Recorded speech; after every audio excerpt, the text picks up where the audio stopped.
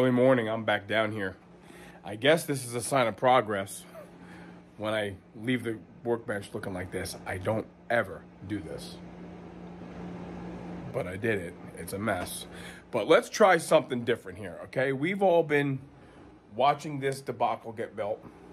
And it's long and it's tedious, and I really, really appreciate everybody for sticking around and watching all that and dealing with my back and forthness, taking perfectly fine stuff apart to make more work for myself. And in fact, that's what I've done.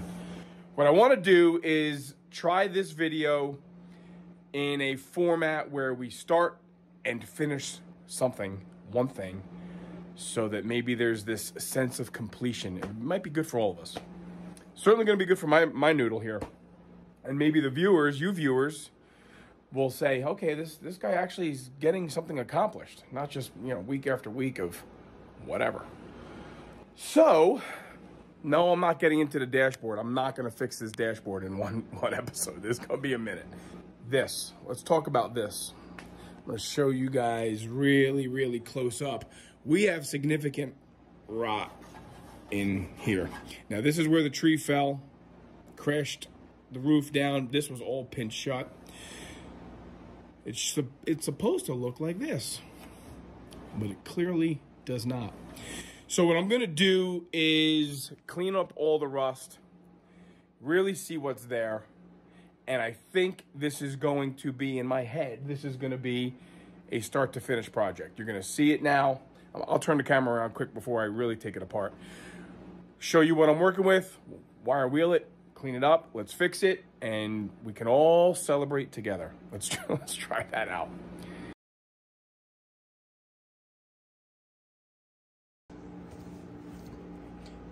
Here's the result of some very basic wire wheeling, just a wire brush on a drill. You can clearly see that the rust is wider. No surprise, wider and further than it first appeared.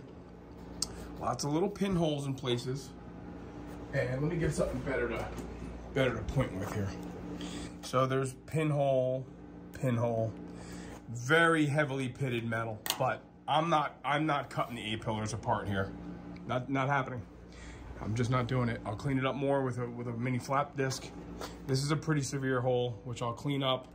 And you know, I'm gonna, again, there's trim that goes in here. You'll never see this, so I can weld up a spot without having to get into so much, you know, in-depth metal finishing. This is all pretty sound. We'll know better once I put some shine onto it here. But there you go, okay? So back to time lapse you go. Back to work I go.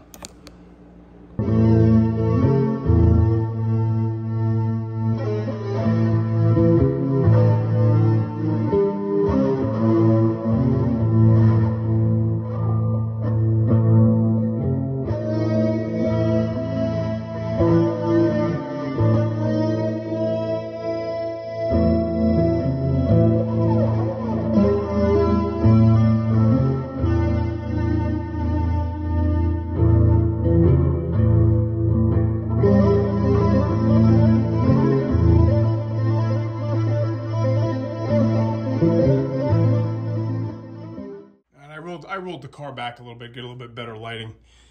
This is where we're at. Things are pretty cleaned up. And this is what has to be repaired. Let's get up close and personal like a family, shall we? Obviously, it's more than we thought. When isn't it? So I have a couple options. I can just cut out the skin portion of the donor roof and then straighten out the actual header, you know, the header bow, which in all honesty was bent.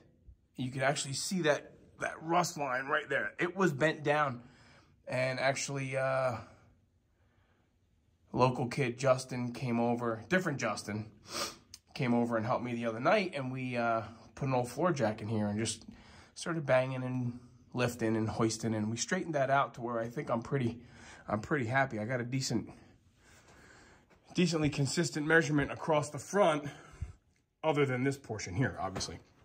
So we have a couple options to take the skin out of here and the skin out of here and straighten this. Or I can cut this whole spot weld section together and then weld it on the underside here. Then I know for sure that I have this proper line. And then I can always separate the skin further down and overlap it onto the header. I don't want to cut so much of the header out. So let's start with, I know some guys will say, cut your patch first, then lay it on the car and cut out the rust. I kind of do it backwards, obviously. You guys can see I do it my own way. And what I do is I cut rust. I keep cutting rust until I have good metal. And then if you're comfortable enough making templates, why can't you make a template that fills a void? Is my logic. As long as you have something to go by that will give you, a facsimile of the shape you're going after. That's important. So I will give you that. If you cut out the rust and you have nothing to go by, then you are literally, throwing darts in the dark there. So, all right, I'm gonna get the grinder going here, and I'm thinking as I'm talking, and I apologize for that. I'm gonna get the grinder going, and I'm just gonna rip this out of here.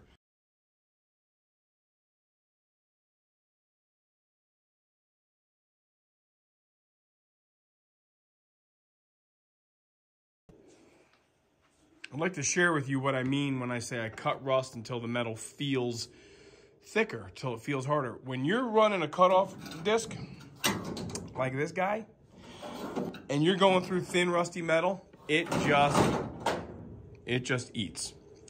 When you get into a thicker gauge metal, you actually can tell the difference in the blink of an eye that you're getting into good solid metal. That's kind of how I read where I stop cutting the rust. When I can cut and I'm left with good shiny metal that I know I can weld to, then I know that this part of it is in good shape. At least I'm going to surmise that this part is in good shape. While I'm doing this, it's dawning on me that I'm not effectively able to cut this straight line without running the cutoff wheel perpendicular here and then cutting into the roof, which we're trying so hard to save every bit of it that we can. So it's becoming obvious to me that really the most effective thing to do would be to cut along this line. You see where I'm trying to save as much of the car, because like I did back here, when you try to save, the lip, wherever you start tacking, and I'm trying to save as much of this, it burns the paint. Now I did clean this edge up to weld. Not much to weld to in the back, guys. It was really rotted. Over here, I'm okay with cutting out the piece of the donor and then notching it down. I'm okay with that. And then hiding all the weld under here behind the trim and the glass. So I think with all of this considered, it might be best for me to pick my scribe line on the donor part up here and then cut, I don't care if I cut into this, cut this right straight down into the header and maintain this flange for that flange. I know Reno loves the word flange, so I'm going to use phalange over here a lot. This piece is going to go away. And then my weld is going to consist of, if everybody's following me, my weld will consist of fixing it on this line and then fixing it inside where you're never going to see it. The windlass trim goes on, the headliner trim goes on. So again, it saves me from having to do that finish grinding metalworking, which it takes an immense amount of time. I don't care who you are. The welding is great, but grinding it and finishing it and then welding up the pinholes and all those things, that just takes forever. But I do want this to look really nice here. So who agrees with my plan here? That I'm gonna cut the header at this corner from the inside. I've cleaned it up in here a bit. If you can't really see that, but I've cleaned that up. So it's all very solid. Everybody agree? Any say nay? Nobody? Hey, it'd be cool? Maybe somehow we figure out how to do a live stream one day and we fix something together. And everybody can be part of the decision-making processes, as it were. But until then, I'm the biggest mouth in here. And I say we cut that lip out, as opposed to trying to separate the skin from its lip without damaging the skin. You know, there's always that risk of drilling out all the spot welds, trying to get this corner out nice. I could always just make this piece of metal. I could make that. But I like using original parts. I don't want to use, you know, patch metal everywhere. I like to put in original part, you know? It's just my way. All right. Going once, going twice, going 3 times, back to cutting. Like I've said in the past, what doesn't look better with rust cut out? That looks much better, doesn't it? And this is all we have to do now, is fill that. I can't really do much more here. This is getting pretty thin from working this because this was squished. So I gotta stop. It's actually starting to tear in a couple places. I think here and here a little bit. So that's gonna have to get welded up when I'm welding, but I gotta stop. Enemy of good is better, right? Simply put, fill this hole with pieces from this. So I made an executive decision. I cut a little bit more of this flange off of here. There you go, Reno. Phalange, this lip, this pinch weld, because there were some actual rotted perforations in the skin, and why bury that, right? So with all of this in mind, here's the summary of how my strategy works. Cut out all the rot, but cut only what you need to. Then on your donor part, cut very, very generously. And I'm even gonna go down to the next body line because maybe I wanna cut more of the car. But once I cut the donor part, that's it. That ship has sailed once that's cut. So let me just cut this out and then we'll start laying this on here and let it talk to me. Let Mr. Jones tell me how he wants to go back together. And he and I will come up with a fair compromise, I am sure. Thank you, Mr. Donor Car. After some overzealous cutting efforts, I cut out more than I need. I got into this brace that I really kind of worked on saving. See the diagonal brace in there? So that's part of the, header beam here. You can see kind of how it goes together. And my efforts were to save it in the car, and I just I wasn't thinking, let me start cutting. And I got into all this silliness, so I had to actually break out the Sawzall with a Diablo and get that inner part cut out. But I'm not looking to use all this anyway, I just wanted to have extra. But here we are with, what we need. So now I can play around with making this whole thing kind of sort of fit. Let's get trimming and put pieces in, and we'll catch up to it. We'll sneak up on it like I like to do.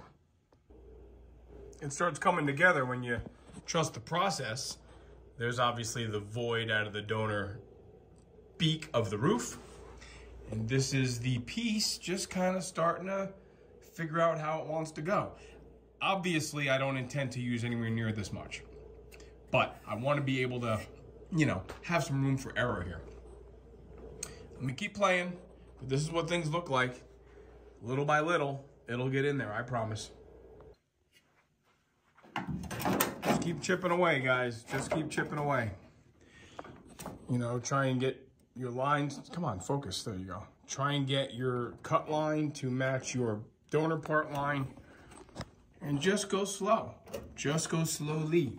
Now what I need to do is start trimming back the roof piece so that I can get this thing to lay in there even closer. Then I'll start cheating this line down to get where I want to be. But all these little steps, they all matter. I'm going to cut on the inside of the green line because I know I don't need all that. Okay, so in all seriousness, this is where the real fun starts. I really do. I genuinely enjoy this part of it. Really getting detailed, really getting things to fit like, they were always there. So here's where you start kind of having to turn the camera off and really just pay attention to what the heck you're doing. These pencil lines indicate to me where good metal starts or stops. And this is where I'm trying to catch up to by cutting my donor piece. Every time I make a cut, it fits better and better. What I do have to do here, because I kind of really worked hard at saving this support from the corner. You know, this support goes from the header piece to the corner piece. And I saved it in the car. I kind of took it with me when I did this extraction. So what I need to do is peel that away. So if you guys look closely here, you can see that this is part of the pinch weld for the header, and it goes to that corner piece. I need to remove this inner layer only, right here, so that I can get this to fit in there a little bit better. So now what I gotta do is a little cut there, and a little peel in there.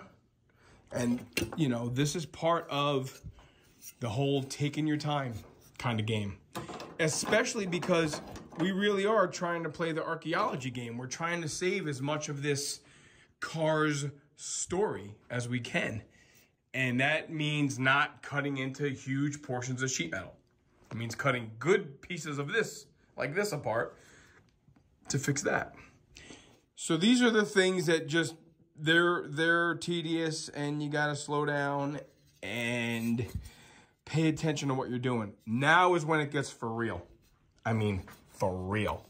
Because if you F this piece up, the last couple hours of time that you just spent, gone. So it's really, it's go time. So hopefully nobody gets upset with me for not bringing you along for every little part, but I will bring you along after I make a couple more cuts. I will be the first to admit that this, my friends, is not for the faint of heart. It's for the stubborn. It's for the stubborn, and I don't know what else to call myself. But there's the win. So now all I need to do is tack it in place. A lot of work. It's a lot of work to cut that whole thing apart, to basically cheat and sneak up to and end up with this nugget. Kind of makes me think I really should have just made it, but I'm not proficient with a shrinker stretcher. I have a brand new shrinker stretcher that I've never used, but I am not proficient enough to try and get a windshield to seal. So instead, we'll go with the factory fit. I'm sure everyone agrees. So, okay, here we go. Tack, tack, tacky away. 4 hours, everybody. This is what it took me, 4 hours today. Wow, 3 hours and 40 something minutes to be exact. So there it is. There is a piece of old car welded into an old car. This all has to get filled in with more weld, and I'm not going to be too concerned about that because the window and the urethane, you know, all is going to seal that up. This is where more weld is going to have to happen because I really want this to be finished. But maybe Joe can insert a before and after so that you guys can see really how bad that was. I'm really happy with that. Here's how that lip from the donor car fits in the Mr. Jones car. You know, again, after lots and lots of trimming, this is what I have to close up with some tack welds. And you see how I overlapped the new donor pinch weld seam onto the original corner bracket. So I can spot weld all that into place. So that's a pretty tight fit. And this took some persuasion with a floor jack and all to get this header pretty straight. So that's not such a bad deal right there. I'll throw some tacks in there and we'll call that home. So maybe everybody can understand that it is possible. I can do it. I can start something and finish something in one sitting. So, all right, I will get with Joe about making some stuff cohesive and more flowy. And you guys don't need to see me finishing up all of this welding and grinding and welding and all that nonsense. But trust me, I'm getting a new hole punch. Mama's bringing home a new hole punch today, and that'll be that. We'll get that thing welded in probably tomorrow. And then the next step for this beast is this.